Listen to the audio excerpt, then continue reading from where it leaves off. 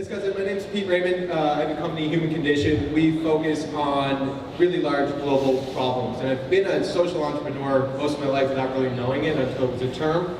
It's been pretty close to me of saying, you know, I've always focused on people and environments and kind of profits tertiary. Sometimes good, sometimes bad, but I've always found if you do the right thing, the money follows.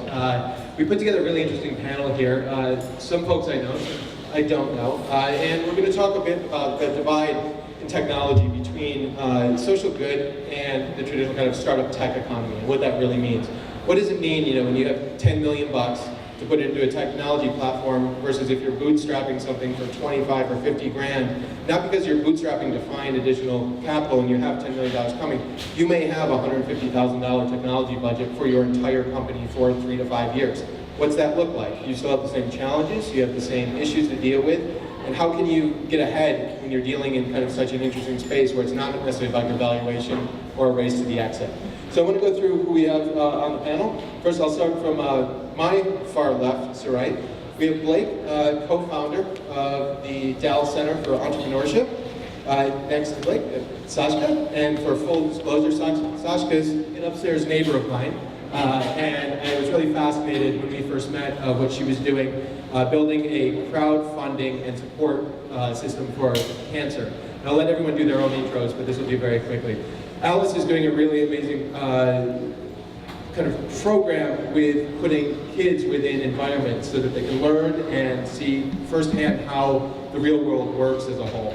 Alex, at Why Whisper Collective, we have kind of from the place of a consultancy of understanding how do you consult both in communication, strategy, social, and pushing social good messaging through with startups.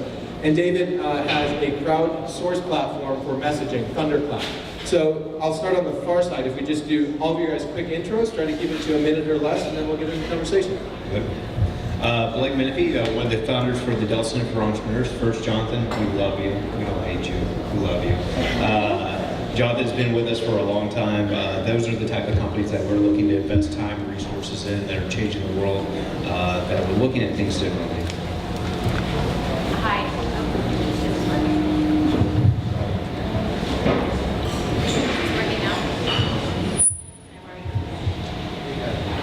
Hi, so I'm Sashka Rothschild, and I founded a company called Standby. We help people crowdfund for their cancer treatment costs. We launched about a year and a half ago.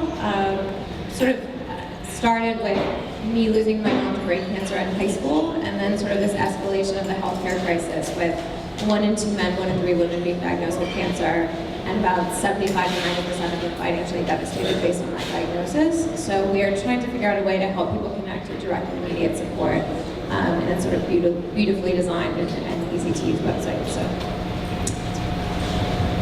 Hi everyone, I'm Alice Forsyth. I'm a program manager at Reach the World. Reach the World is an educational nonprofit whereby we connect underserved youth here in the city in Title I public schools to mentors all around the world. Through our website, kids get to learn about communities, cultures outside of their own in a world that is increasingly globalizing, which is very undeniable. Hi everyone, I'm Alex Ostrow. I run a marketing consultancy that focuses on social impact and innovation. What that essentially means is I've built a non-traditional work model where we put together custom teams to address the needs of nonprofits and social enterprises. It usually translates to 3-month contracts where we build strategies, execute on campaigns, or address a problem that they're having. Hi, my name is David Casino, founder of Thunderclap. Thunderclap is a platform for amplifying a message on social media. It was inspired by the Occupy Wall Street protests, where someone would stand up on a picnic table and say a few words, and everyone around them would say that same message. And the message would travel throughout the park, solely powered on people's voices. So Thunderclap is an attempt to do that online. Great, thanks everybody. So first I want to start with you guys out there. We hear technology all the time. Everything's tech, tech, tech, tech, tech, tech, tech. Can anyone give me a good definition? What is technology? The crowd goes silent. Tool that makes other people possible. So I might be totally off, you guys can be like, no. I would say, from my perspective, it's probably a tool or a solution that makes something more effective, provides a solution. It's a tool or a process that provides a solution or something, makes something more effective. How do I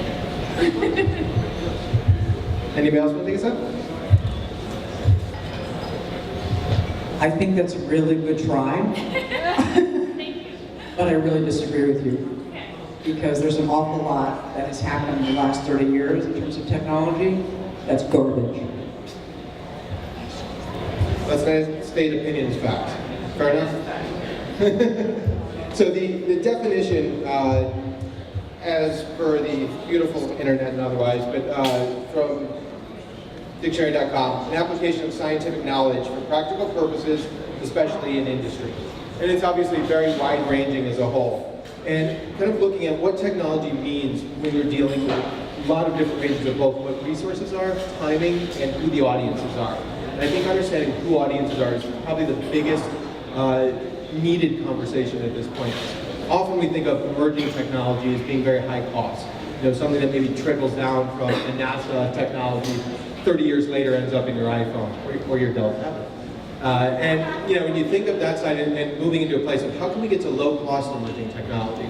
Does it have to be a barrier to entry? Do we keep having to invest millions of dollars to make the same databases over and over and over again? What's the point? I mean, you want to create the IP around it, that's one thing, but how do you actually be able to move on so we don't have to worry about as much as the tech? The tech then enables the mission and we can move forward. So my first question to the whole panel is, if you had $10 million, actually, I'm going to exclude you, I'm going to keep it to these four for a second. If you guys had $10 million right now, what would you build for a technology platform?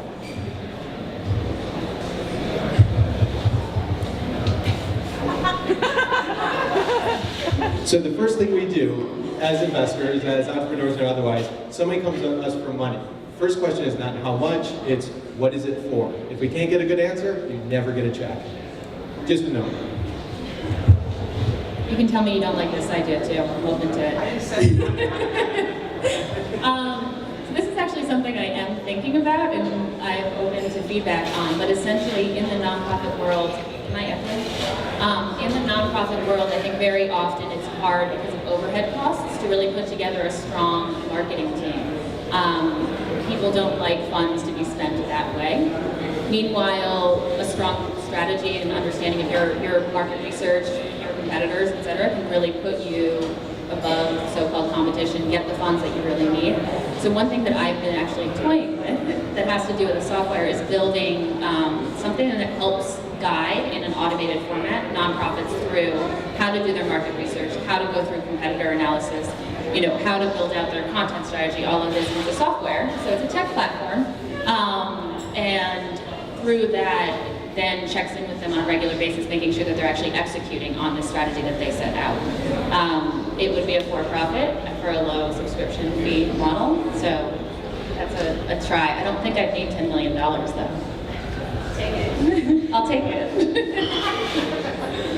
I think that one of the things that we find to be problematic in looking at getting people connected to support in crowdfunding situations or fundraising in general, when they're in crisis mode, you know, it's one thing to run a Kickstarter campaign when you're like fully healthy and like really interested in getting your like new watch funded, like you're all good. But when your life's breaking because of crisis or disease, people are not in the best place to tell the story that they need to tell to engage with donors. And so figuring out a way that we can help people automate the storytelling process, elicit emotionally connected material so that they don't have to, you know, spend an hour out of their day to tell the story that's going to connect to their community when they could be spending it taking care of their friend, their mother, their kid, whoever. So using sort of all the information we have on a sort of behavioral science, behavioral economics standpoint and trying to make it integrated into, you know, whatever platform it is that's going to help people connect to support that they need so their lives don't break and they can just kind of figure out how to get healthy.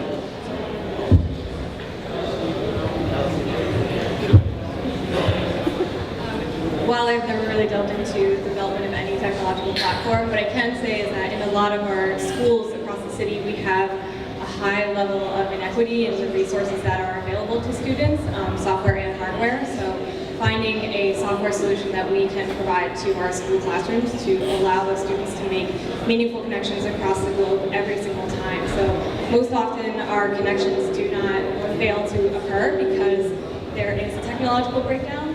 So maybe building something that levels the playing field for kids in Title I public schools to actually be able to access that. One thing that really gets me upset is how large corporate interests control our political process. So if you handed me a $10 million check, I would do everything in my power to build a platform that allowed people to band together and actually hold lawmakers accountable. Right now, someone who has $10 million from the NRA can just, have a meeting with the legislator and say, hey, you want to win the election next campaign? We'll donate $2 million to your campaign. And 96% of the time, the candidate with more money wins the election.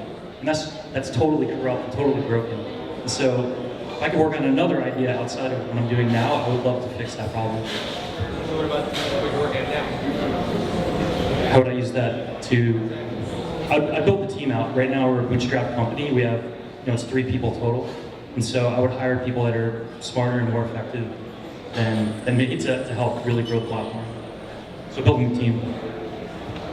And Blake, what do you think some of your entrepreneurs may I answer? would invest in Neverware, is what I would say. I would invest in Neverware, actually. So actually, Neverware actually kind of hits home for me. My mom was a superintendent of a school district and always had very limited budgets, never had computers that were working. I remember the very first time that Jonathan walked in and showed me this, I said, oh my gosh, can this really work? And immediately I saw the technology, I saw what it could do.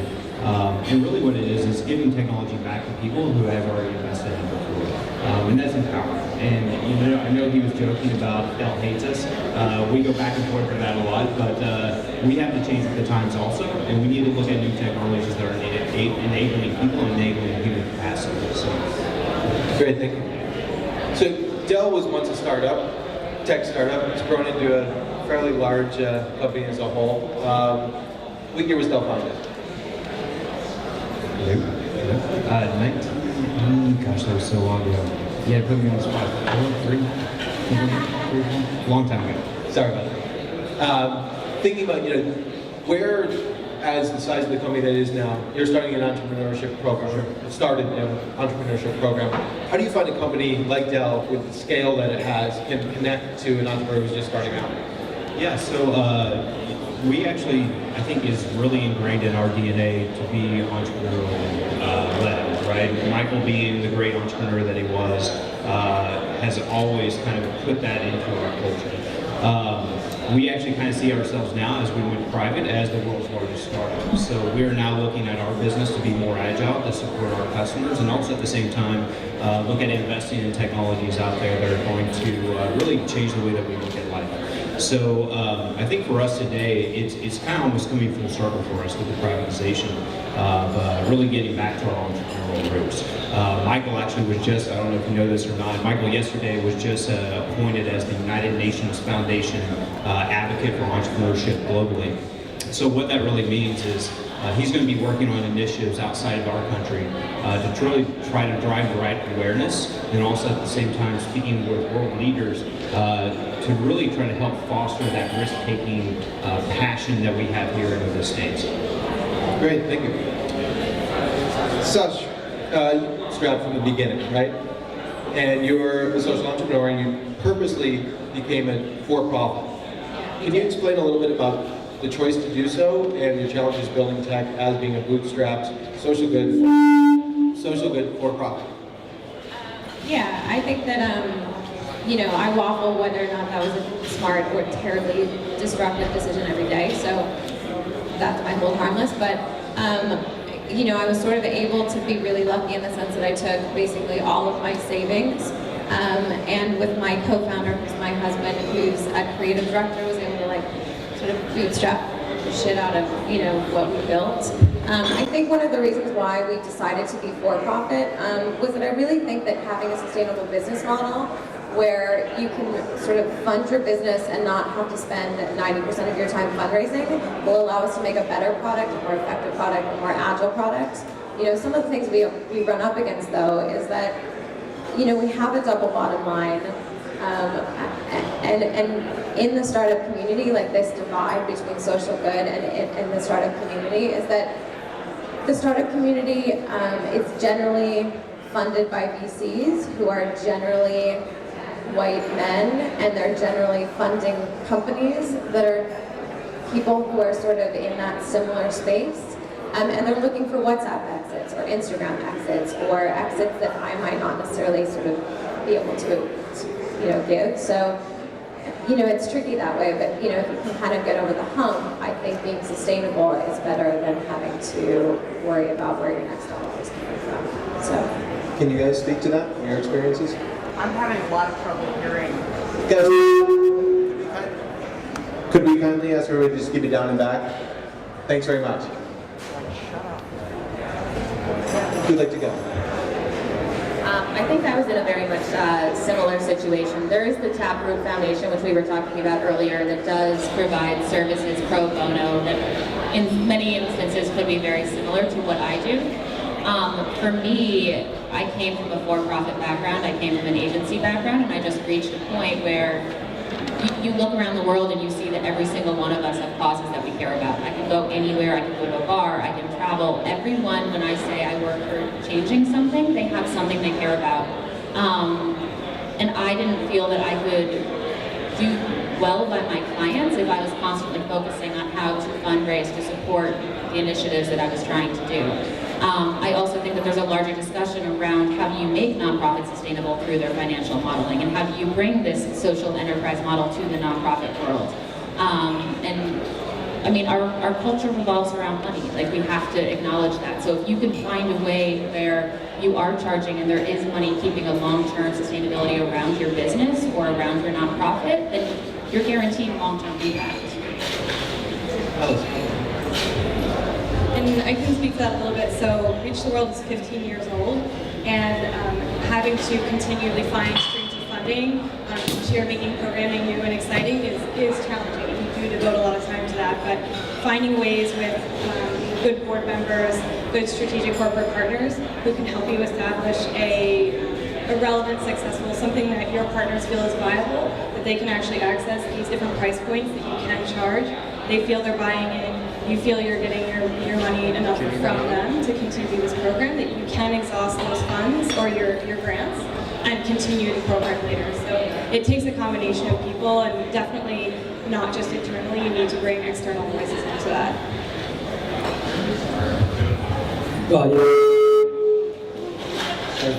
Yeah, speaking from a bootstrapping perspective, I guess the difference I see, at least the route that I took, was fear. When you're chewing through all your savings and you have a kid and a family and you're pursuing this crazy idea, you feel like a crazy person. You're like, what am I doing? Like, I should just get a stable job and provide for my family and just live a normal life. Like, why do I want to work 80 hours a week and not make money for 2 years? And the benefit of bootstrapping is you have full control. Like, you can make every decision. You learn much more when the margin of error is much slimmer. You're forced to really just focus in and think of how you're going to monetize your platform early, right? If you have $2 million in the bank, you might postpone that discussion or those product explorations. So it has its pluses and minuses. You have to do what's right for you.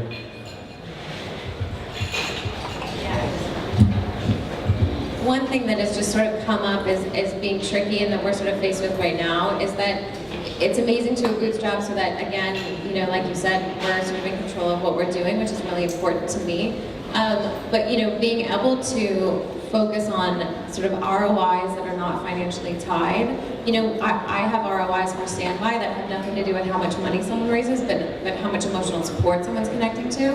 And if I'm looking at how much money we're making, if we're ever looking at venture or angel money, like, we're going to be held to only the financial ROI. So that puts us in an interesting position just from a bootstrapping for-profit, nonprofit, like, quagmire. So that's something that's on sort of the other end of. Could you talk about a few of those other metrics, the softer metrics? Yeah, we've had fundraisers that I'm incredibly proud of that have raised, $9,000 in 3 weeks, that have gotten people fertility treatment and raised them, saved their house. Those are amazing. But we've also had fundraisers who were initially too embarrassed to set up a profile because they were too embarrassed to ask for help or tell someone that they were sick. And at the end of their fundraiser had posted maybe 17 updates talking about their scans, talking about their actually losing their house. And to me, that's just as much of a success story as someone who's raised $9,000 because, you know, that probably sort of kept them from breaking in similar ways. But, you know, I can't really go tell an investor if I had one, guess what, Kristen posted 17 updates and that's really important to me. So those are things that sort of get lost in that divide, I think. So. Can I ask the group, are there any investors in the house? Not to target you. It's usually pretty interesting because social good usually doesn't attract, obviously, the traditional investors. You know, the social investors have very different personality. They usually understand the long play. One of our conversations that we have with any partner or client is, what's your 100-year plan? And most people don't have an answer, but it's not even about finding the answer, it's about having that conversation. What does 100 years really look like? As human longevity increases, 100 years will not be a crazy expectation in lifespan. That'll be something that's the norm, and we have to start planning on that side. It's not about quarterly, it's not even about annualized any longer. Really thinking about what we've seen in the past and how do we move that forward.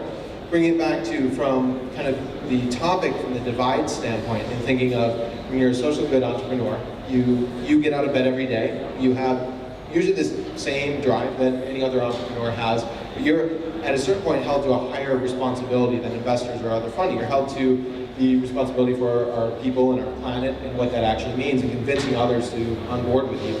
Could you guys all talk about, across the whole panel, how do you get others on board? How do you convince others that social good is a good investment, it's sustainable, it's long-term, and that making money and being socially conscious doesn't have to be mutually exclusive?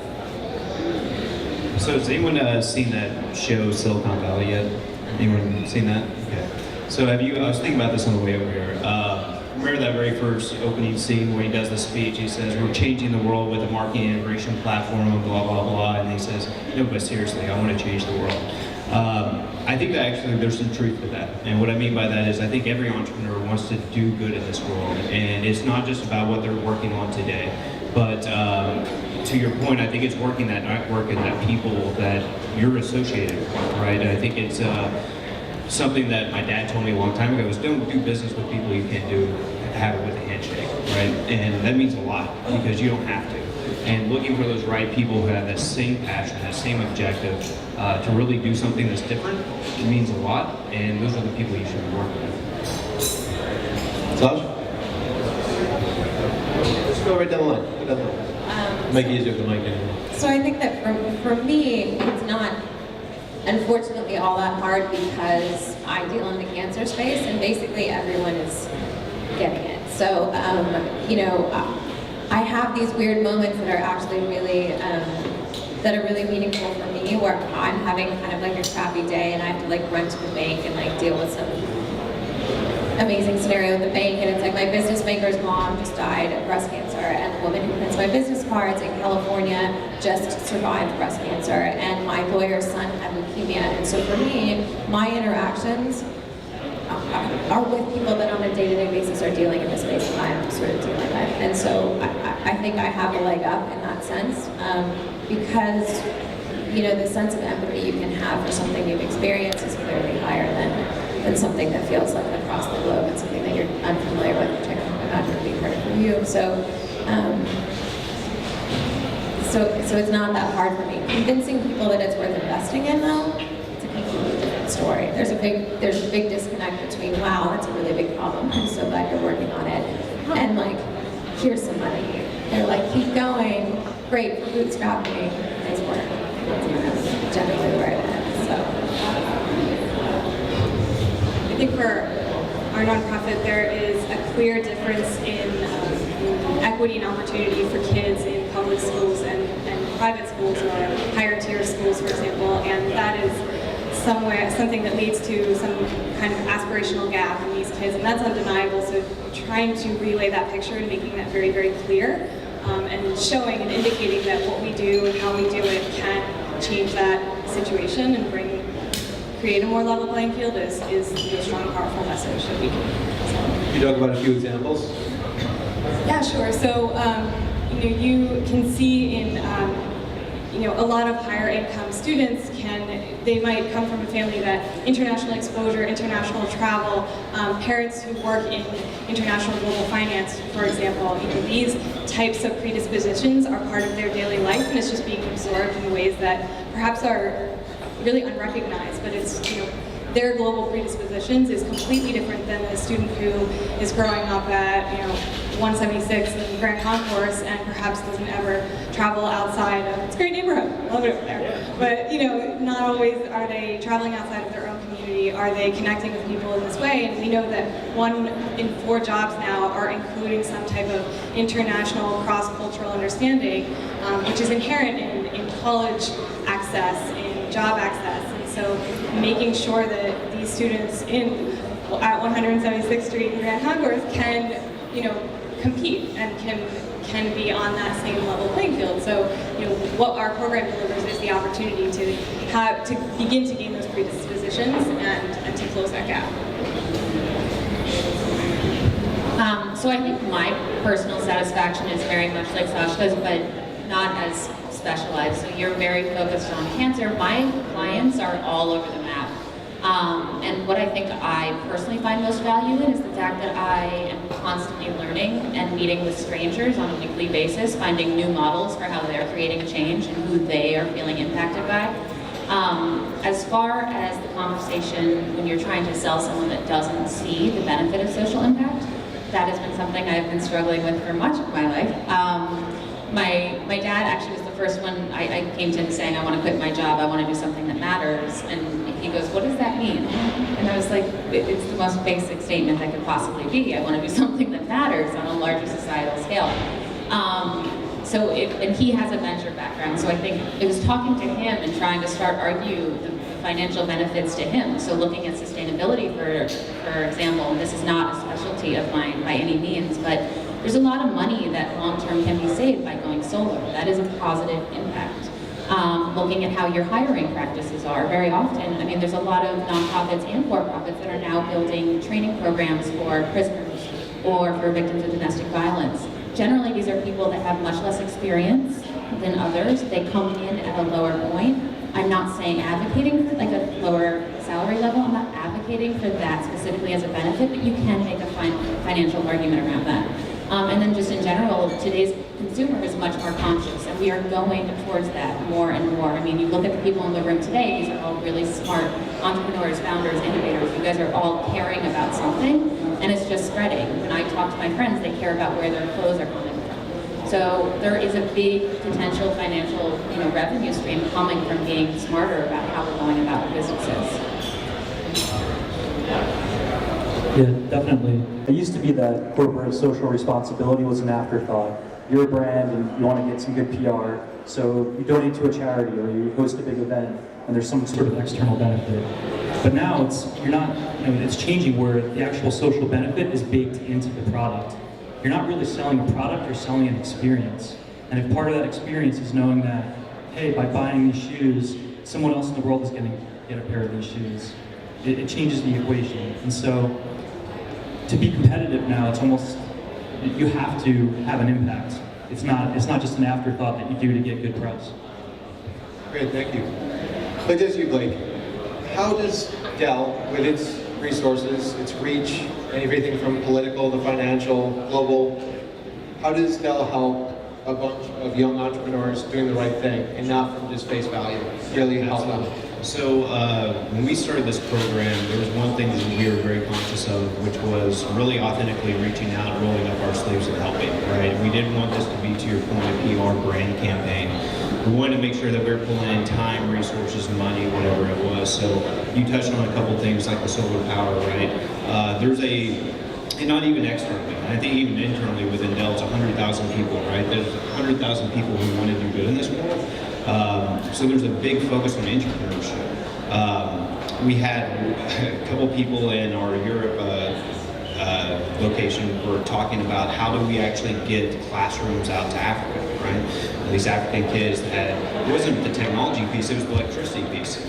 So 2 years later, fast forward, what we did was we figured out how to take these large canisters, put solar power above them, put the right technology in these, and we built classrooms out of them. Those classrooms are self-sustainable, so now we're starting to drop these all over Africa. But to your point, I think that we also have to look at the right programs, the right model. You're talking about that investment and the inflection of money. Technology should be an enabler. It should be transparent to what your end goal should be. So we have programs like the Dell Innovator Credit Fund, right? So that actually gives access to technology for any funded company that might not be able to get a lease per se. We also have a program that is very dear to my heart called the Founders Club. So we look for the most disruptive, up-and-coming companies. We're very specific to what we're looking for, people who are actually doing good in this world, the social good aspect. And what we're doing is we're throwing the full force of Dell. We're opening the kimono of Dell and we're saying time, people, money, engineering resources. It can be as simple as I need an introduction. It can be as simple as I want to speak with a specific VC.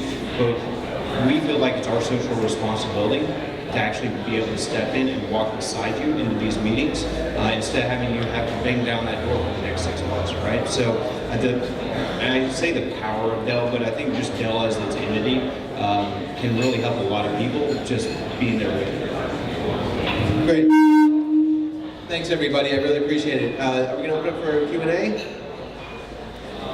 Q&A? Great. Please, anybody, if we have questions, if you can raise your hand, we'll pass a mic back. We'll use this one right here.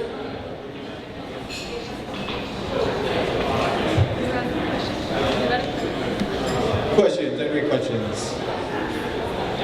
Going once. Come on, really? You're all here and no one has a question? Here we go. All right.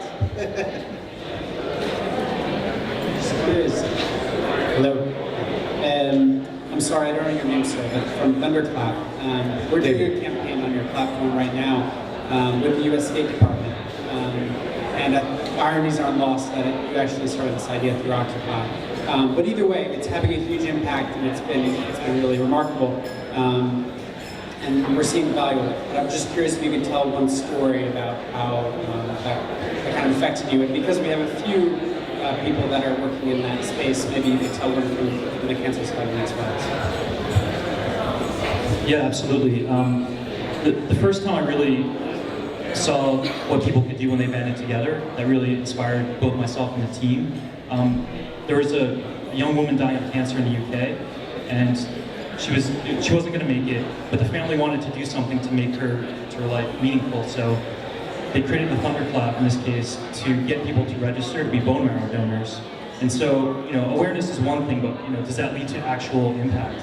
And so the day that all the messages blasted out and the event happened, the man, Glenn Richardson, he went around to every bone marrow donor center in his area, and they saw a 300% increase in people registering to be bone marrow donors. And it's, everyone, is thinking now like, oh, slacktivism, what's a hashtag gonna do, right? And it's true. It's like awareness is part of the equation, but you have to tie that awareness into a tangible action. And so, if those two things can work together, that's how real change can happen.